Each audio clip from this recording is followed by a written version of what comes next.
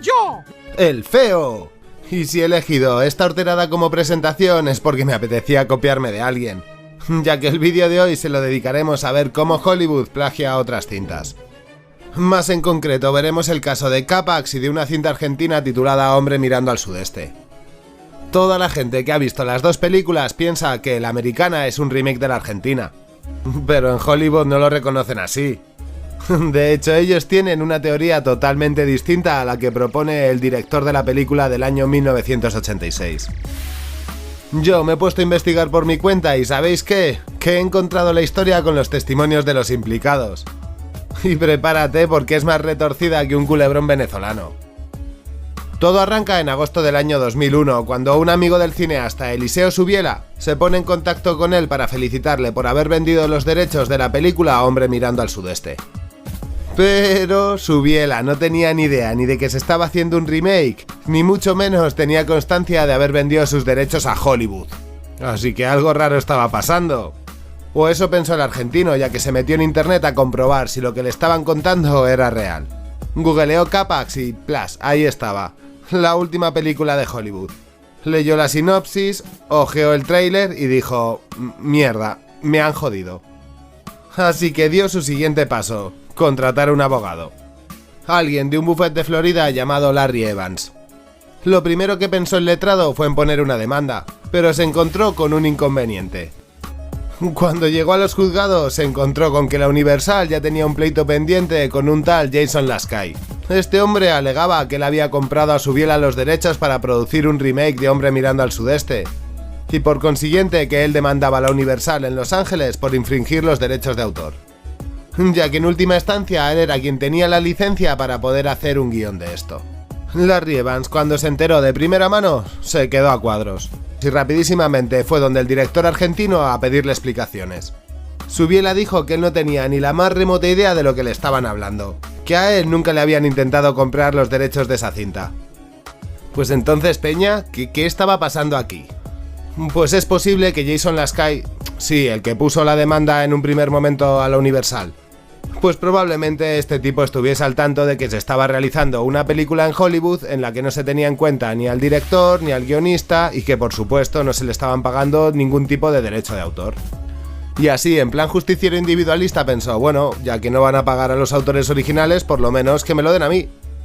Y si estabas pensando: joder, el Lasky este es un poco ratero, ¿verdad? Pues no has oído aún nada. Porque para poder justificar delante del juzgado que él había comprado los derechos de la película al director, necesitaba por lo menos tener un guión. Así que se alquiló Hombre mirando al sudeste y con un programa de edición de vídeo extrajo los subtítulos. Los tradujo al inglés y ¡voilà! Ya tenía su guión.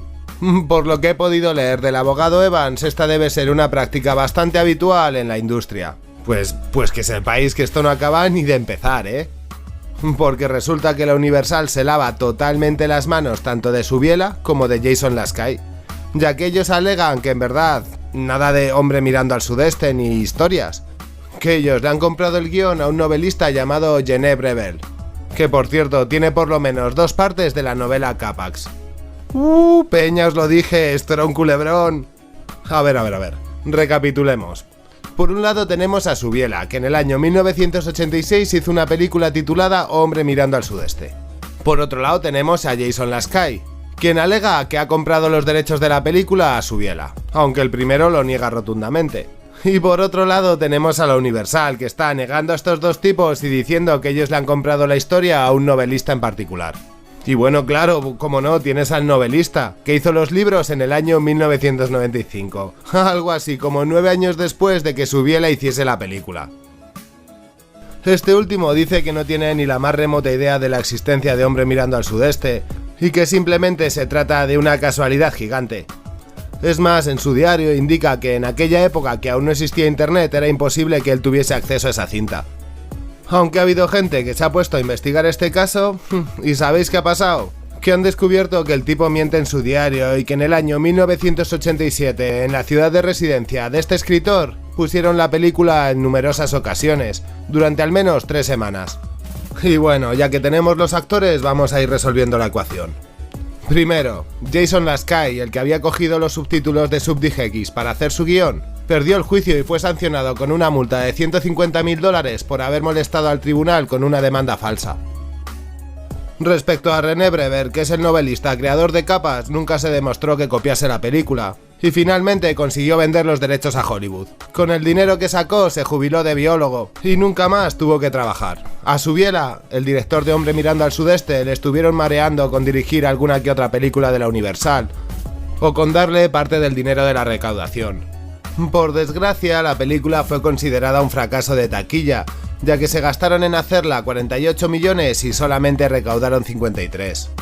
O bueno, esa es la excusa que utilizó la Universal para no pagarle ni un duro. Vamos, que le dijeron que se peinara, que ahí no había nada que rascar. Tened en cuenta que la película de Eliseo costó solamente $1 millón y que una recaudación de 5 pues en verdad parece algo suculento. Da igual, para Hollywood esa recaudación eran migajas.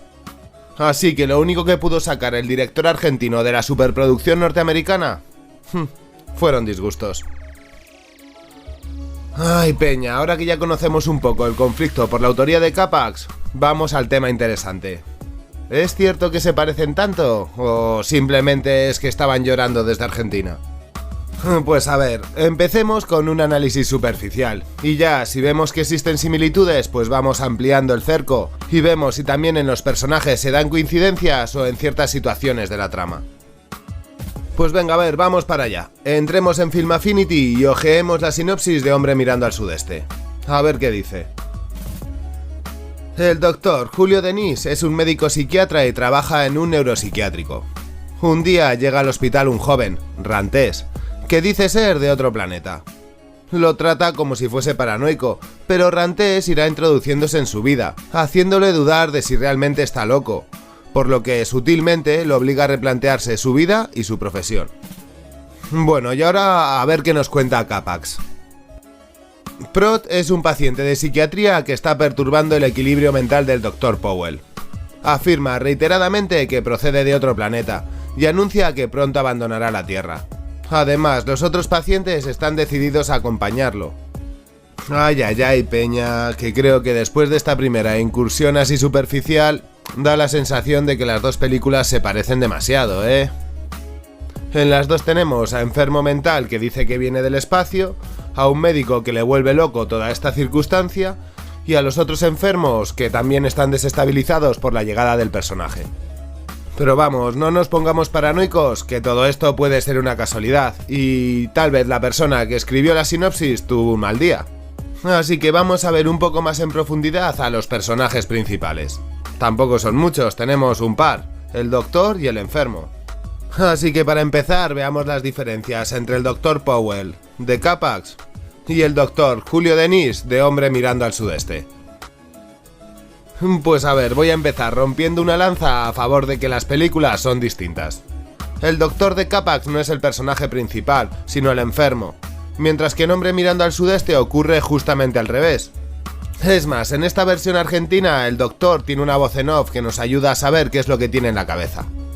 Y bueno, he empezado contándoos esta diferencia porque por desgracia me parece que es la única que hay. Los dos doctores son aficionados a la música, lo único que uno canta y el otro toca el saxofón. También los dos son hombres de familia, ya que uno se encuentra casado y tiene 4 hijos adultos y el otro está divorciado y tiene también otro par de hijos.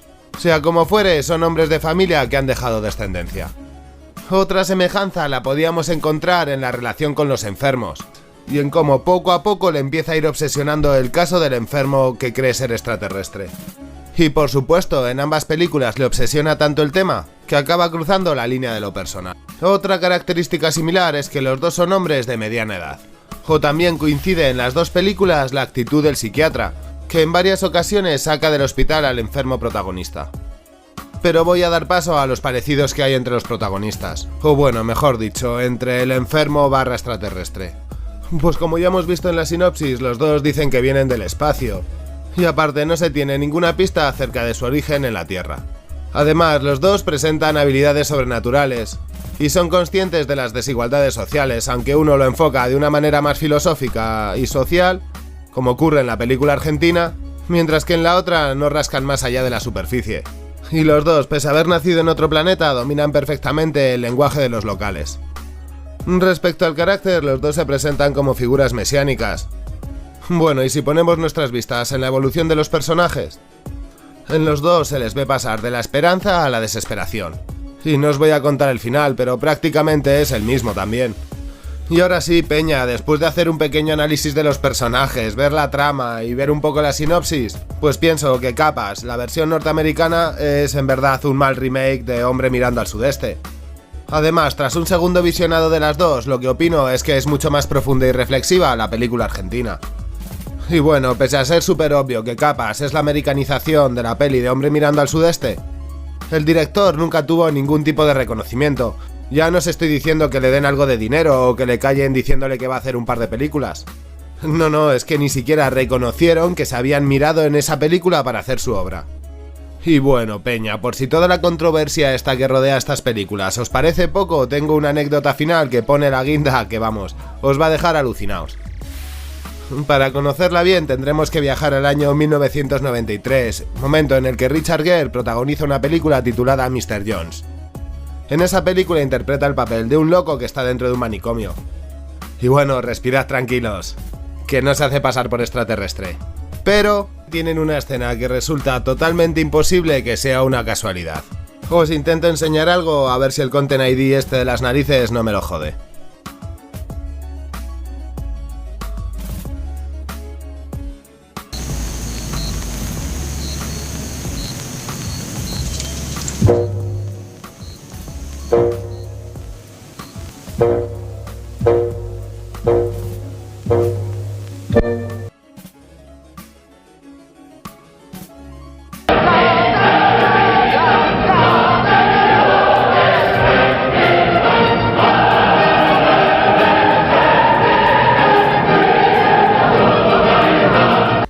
Y ves a los dos tomar la batuta y dirigir la orquesta.